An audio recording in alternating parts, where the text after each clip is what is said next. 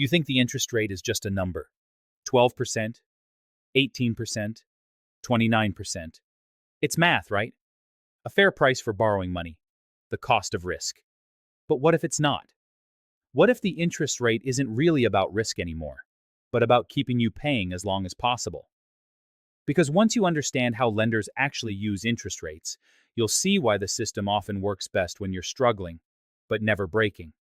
When you're stressed, but still compliant. When you're working harder to keep up, but never quite getting ahead.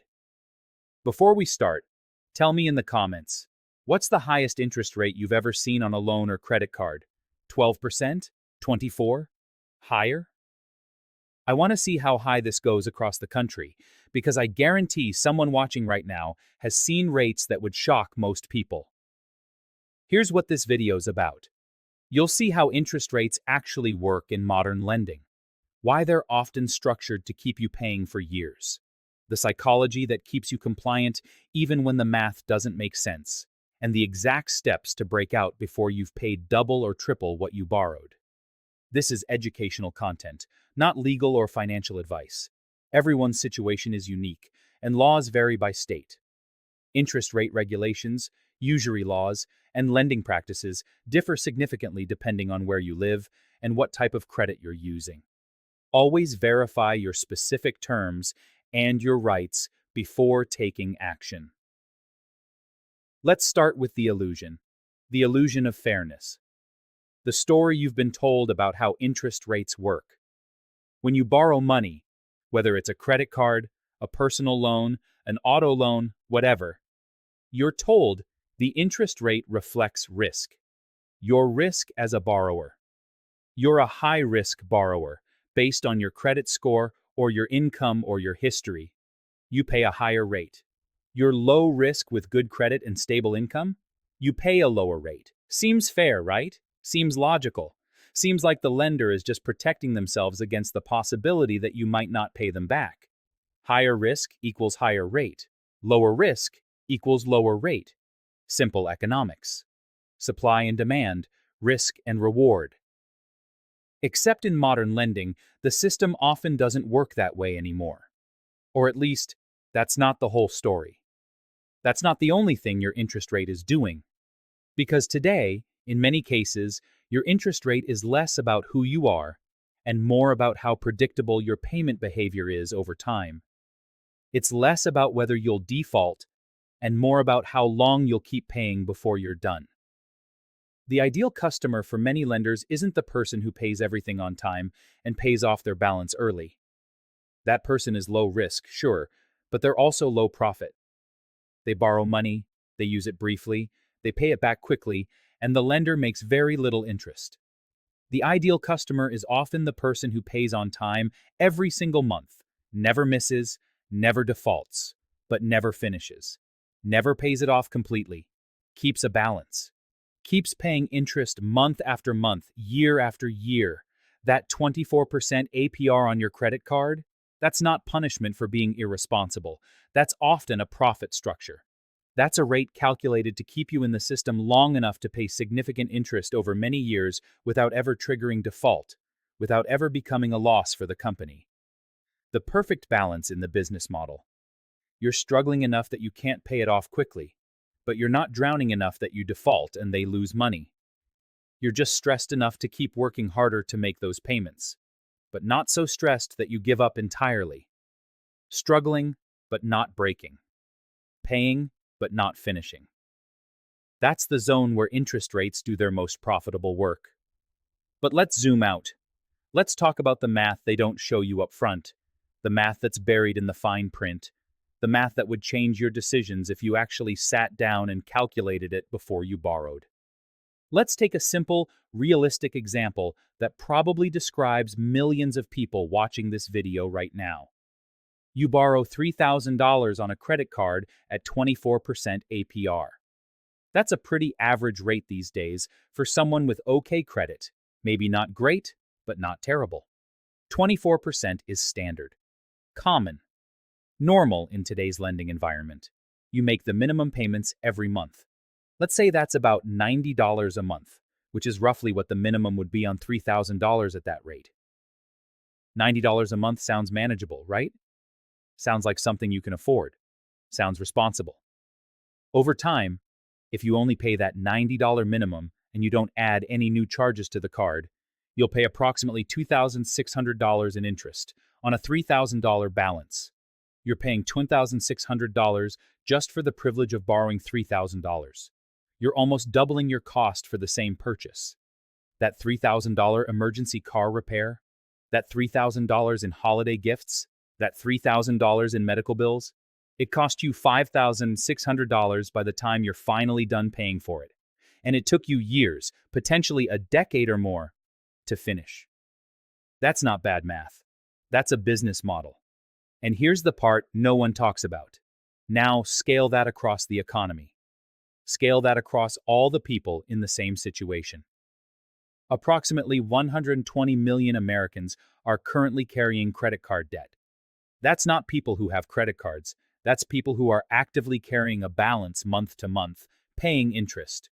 And collectively, according to industry data, Americans pay over $120 billion a year in credit card interest alone. Not total payments, not principal, just interest. That's the silent tax of debt. A tax that never ends as long as you're stable and making payments. A tax that grows every month you carry a balance. A tax that most people don't fully calculate until years later, when they look back and realize how much they actually paid for things they bought years ago. Watch what happens next. This is where it flips. Here's how the system stays profitable, even when economic conditions change, even when interest rates go up and down, even when some people pay off their debts. Interest rates in the broader economy rise and fall based on what the Federal Reserve does. You've probably seen the headlines over the past few years. Fed raises rates another quarter point to fight inflation. Fed holds rates steady. Fed signals potential rate cuts. When the Fed raises the federal funds rate, the rate that banks charge each other for overnight lending, that increase is supposed to flow through the entire economy. Credit cards, mortgages, auto loans, personal loans, everything is theoretically connected to that baseline rate. But here's what actually happens in practice, and this is where the profit structure becomes really clear. When the Federal Reserve increases rates by 0.25%, a quarter of 1%, does your credit card APR only go up by 0.25%? Almost never. Card companies often take that 0.25% increase in their cost of funds and turn it into a 1% or even 2% increase for you. They raise your variable APRs more than their costs went up. They adjust minimum payment calculations. They shorten grace periods. They find multiple ways to pass on more than the actual cost increase. They don't just pass on costs, they expand their margin. They use the Fed's rate hike as an opportunity to grow their profit per borrower, not just maintain it. Every rate hike in the broader economy becomes an opportunity for lenders to increase the spread between what it costs them to lend and what they charge you to borrow. That spread is their profit, and it often grows when rates rise. And here's the other side of that. When rates fall again, when the Fed eventually cuts rates, which they do periodically in response to economic conditions, do credit card companies drop your APR by the same amount they raised it? Do they reduce your rate as quickly as they increased it? Not usually. Often not at all without you specifically calling and asking. This phenomenon has a name in economics: rate stickiness. Rates are sticky on the way down. They go up fast when the Fed raises rates. They come down slow, or not at all, when the Fed cuts rates. If your rate ever went up when the Fed raised rates, but never went down when they cut them, drop "yep" in the comments. Let's see how common this really is. And rate stickiness is one of the most quietly profitable forms of inertia in consumer finance. Because the system relies on you not noticing small numbers, 0.5% here, 1% there. A small adjustment to your minimum payment calculation. A slight change in your grace period from 25 days to 21 days. None of it feels dramatic in the moment. None of it feels like something worth calling customer service about or switching cards over. But multiply those small changes across millions of customers and across years of compounding.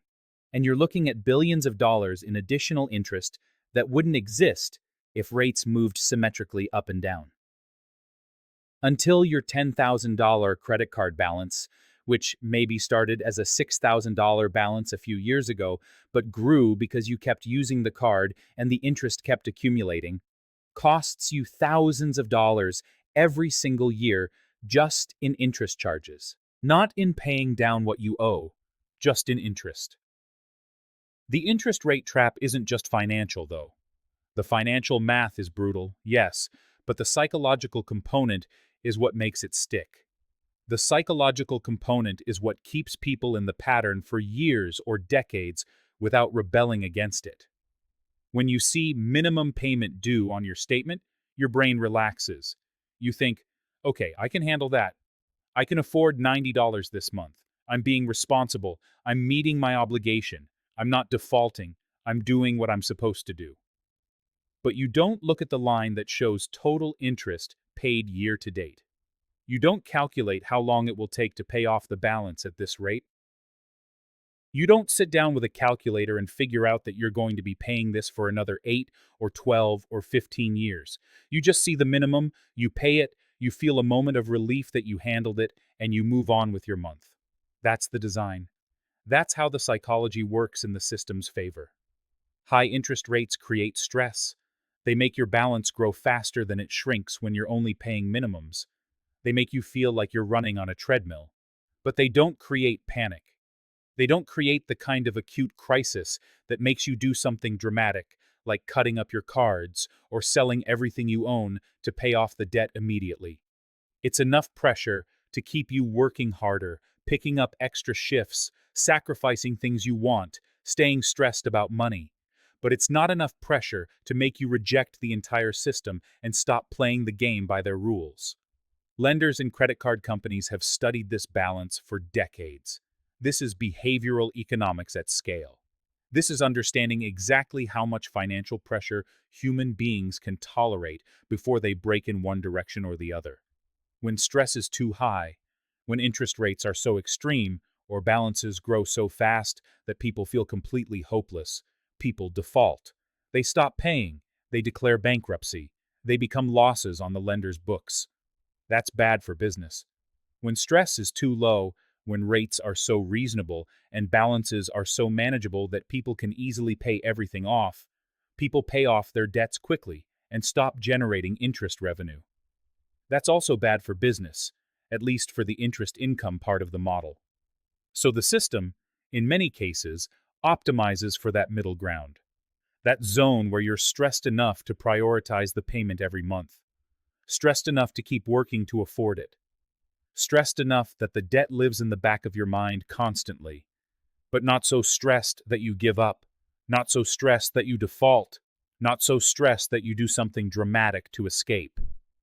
Just enough stress to keep you loyal to the payment.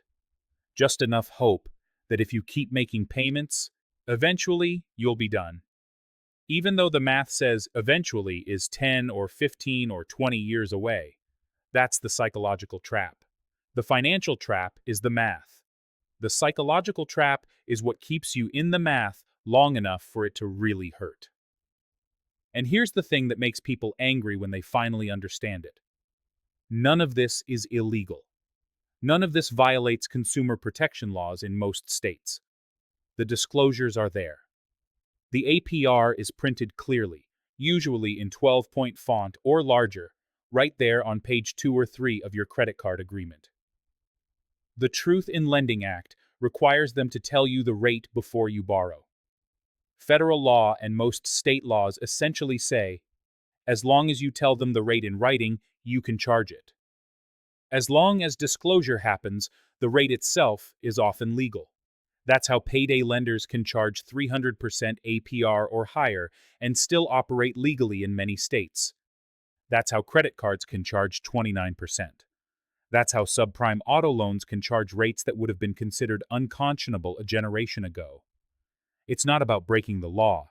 It's about laws being written in a way, often with significant input from the lending industry itself through lobbying and campaign contributions, that allows these rates to exist as long as they're disclosed. Some states have usury laws that cap interest rates. Some states say you cannot charge more than a certain percentage in interest, regardless of risk. But many states don't. Many states have very high caps or no caps at all for certain types of lending. And credit cards, in particular, often fall under the laws of the state where the bank is chartered, not where you live, which is why so many credit card companies are based in states with very permissive lending laws. So the trap is completely legal. It's disclosed. It's regulated. It's just structured in a way that benefits lenders far more than it benefits borrowers, and most people don't understand the full implications until they're years into paying. So how do you break out? How do you escape the interest rate trap once you see it for what it is? Here's the framework that actually works. 5 steps you can start implementing immediately. Step 1. Find your true cost rate. Don't just look at the APR printed on your statement. That's the theoretical rate. You need to know your actual rate, what you're really paying in practice. Look at your last 12 months of statements, if you have them, or at least your last few months. Add up the total interest you paid, not your total payments, just the interest portion. Then divide that total interest by your average balance over that same period. That's your true cost rate. That's what you're actually paying, accounting for how you're using the card, how you're making payments, all the real-world factors. And often, your true cost rate is higher than the stated APR because of how compounding works, how minimum payments are structured, how purchases are added while you're paying down old balances. When you see that number, when you see that you paid $1,800 in interest on a $5,000 average balance, which means your true cost was 36%, that's when the trap becomes real. That's when you stop thinking of your APR as an abstract number and start seeing it as actual money leaving your account every month for nothing. Write that number down. Put it somewhere you'll see it. That's what you're fighting against. Step 2. Ask for a rate reduction. This is simple and it works more often than most people think, but almost nobody does it because they assume the answer will be no, or they're embarrassed to ask. Call your credit card issuer, not email, not chat. Call. Get a human on the phone. And say something like this. I've been a customer for X years. I've never missed a payment. My credit score has improved since I opened this account. I'm currently paying 24% APR, and I'm asking for a reduction to 18% or lower. Can you help me with that? That's it. Simple. Direct. Not begging. Not threatening to close the account unless they lower it. Just asking clearly and giving them a reason to say yes. They have discretion to adjust rates for customer retention. If you've been a good customer, meaning you pay on time and you carry a balance that generates interest for them, they often would rather keep you at a lower rate than lose you to a competitor. Does it work every time? No. Sometimes they say no. Sometimes they say, we can't adjust your rate right now, but we'll review your account in 6 months. But it works often enough that it's worth 10 minutes of your time to try. And if you have multiple credit cards, you have leverage. You can say, I have another card offering me a balance transfer at 12%. I'd rather stay with you, but I need a better rate to make that work. Sometimes just asking is enough. Sometimes you have to push a little. But the worst they can say is no, and you're no worse off than you were before you called. Step 3. Move your debt strategically, but only with a plan. Balance transfers and debt consolidation loans can be useful tools if, and this is critical, if you have a strict, written payoff plan before you move the debt. If you see a 0% balance transfer offer for 12 or 18 months, that can save you a lot of money in interest if you use it correctly. But correctly means you have a specific plan. I'm transferring $6,000 to this 0% card. That gives me 18 months interest-free. I need to pay $333 per month to pay off the full balance before the promotional rate ends. I'm setting up an automatic payment for $340 per month, starting the day after I transfer the balance. If you have that plan written down, if you automate the payment, if you commit to not using either card for new purchases, then a balance transfer can save you thousands in interest.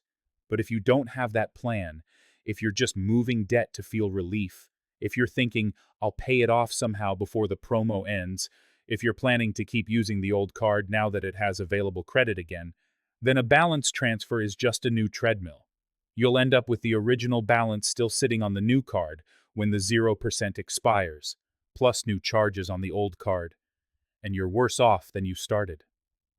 Be honest with yourself about whether you have the discipline to execute the plan.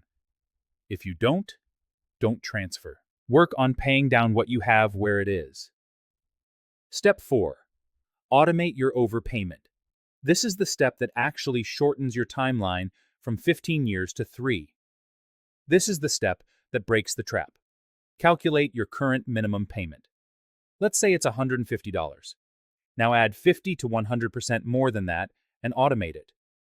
Set up an automatic payment for $225 or $300 to process the day after your paycheck hits. Every dollar you pay above the minimum goes directly to principal, not interest. That's the money that actually reduces what you owe instead of just keeping you on the treadmill. If you're paying $150 a month on a $5,000 balance at 24%, you're going to be paying for over a decade, and you'll pay thousands in interest. If you're paying $300 a month on that same balance, you'll be done in under 2 years, and you'll pay a fraction of the interest. The difference between minimum payments and aggressive payments isn't just how fast you pay it off, it's how much it costs you in total. The longer you carry the balance, the more interest compounds, the more you pay for the same original purchase. Automate it. Don't rely on willpower. Don't tell yourself, I'll pay extra this month when I have extra money. You'll never have extra money if you're waiting for it to appear. Make the payment automatic and adjust your life around it. Step 5. Build your 0-month fund while you're paying down debt. This is the same principle we talked about in earlier videos, and it applies here too. You cannot stay out of debt permanently without a buffer. Your 0-month fund is 1 full month of expenses in cash. Rent, food, utilities, gas, insurance, everything. Sitting in a separate savings account that you don't touch unless there's a genuine emergency. While you're aggressively paying down your high-interest debt, you're also putting something, even if it's just $50 or $75 per month, into that fund. Because when your car breaks down, or you have a medical bill or something unexpected happens, if you have no savings, you're going back to the credit card. You're adding new debt at 24% interest right back onto the card you've been working so hard to pay down. The 0-month fund breaks that cycle. When life happens, and it always does, you pay cash instead of credit. You protect your progress. You don't restart the interest trap. That buffer is what makes your escape permanent instead of temporary. Because the interest rate trap doesn't work on people who don't need to borrow. It only works on people who are dependent on credit for emergencies, for gaps between paychecks, for unexpected expenses. Take away that dependence, and the trap loses its power. Drop the word 0-month in the comments if you're committing to building that fund. Let's reframe how you think about interest, because the way most people think about it makes the trap invisible. Interest is not just the price of money. Interest is the price of time. The system sells you time you don't have yet, the ability to have something now instead of later, and charges you for every moment you borrow from your future. When you buy something on a credit card and carry the balance, you're not just paying for the thing, you're paying for the time between when you bought it and when you finish paying for it. Every month that passes, every month you carry that balance, you're paying rent on time. Time that's already gone. Time you already lived. Time you can't get back. Once you see interest that way, the questions you ask yourself change completely. You stop asking, can I afford this payment? And start asking, is this worth years of my future work? Is this thing I want right now worth me working extra hours for the next 3 years to pay off? Most of the time, when you frame it that way, the answer is no. Most things you buy on impulse, most things you finance because you want them now instead of saving for them, they're not worth years of your life.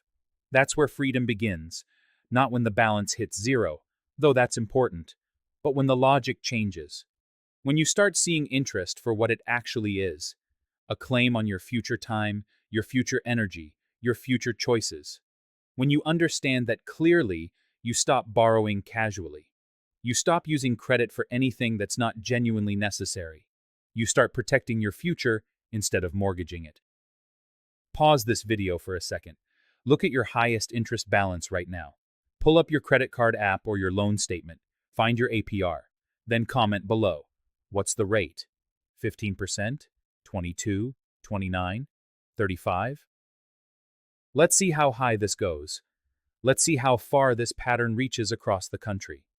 Let's build a record in these comments of just how expensive borrowing has become for ordinary people. Because the more people see how the system actually works, the more people share their actual rates publicly, the harder it becomes for the industry to hide behind averages and aggregates and claims that most customers pay reasonable rates. Your comment might be exactly what someone else needs to see to realize they're not alone, to realize their 26% rate isn't normal or acceptable, to realize they need to do something about it. Here's what I want you to remember after this video ends. Debt doesn't just cost you money. It costs you peace. It costs you time. It costs you trust in yourself and your ability to get ahead. Every time you pay interest, you're paying for the past. You're paying for something you already bought, already used, maybe already forgot about. Money leaving your account every month for things that gave you a brief moment of relief or pleasure months or years ago. When what you really need is a plan for the future, a plan that stops the bleeding, a plan that ends the cycle, a plan that breaks the trap. You already know how to make payments. You've been doing that. You've proven you're responsible enough to keep up with minimum payments month after month. Now it's time to make those payments count. It's time to make them hurt the debt instead of just feeding the interest. It's time to make them actually move you toward freedom instead of just keeping you on the treadmill. Because the interest rate trap is simple once you see it. They make more money when you pay slowly. So they structure everything. The rates, the minimums, the psychology, the system, to keep you paying slowly. Your job is to reject that structure, to refuse to play by their timeline, to pay faster, pay more, and get out before they've extracted years of interest from you. The trap is powerful, but it's not unbreakable. You just needed to see how it works. Now you do. So screenshot this moment. The moment you stopped seeing your interest rate as just a number and started seeing it as time. Your time, your future, your life being converted into profit for someone else. You're taking that time back, starting right now. If this video made you see your debt differently, if it gave you clarity about why you've been stuck, if it made you angry enough to change something, hit subscribe. And if this made you rethink interest, share it with one person you care about who's still paying 20-something%. They need to see this.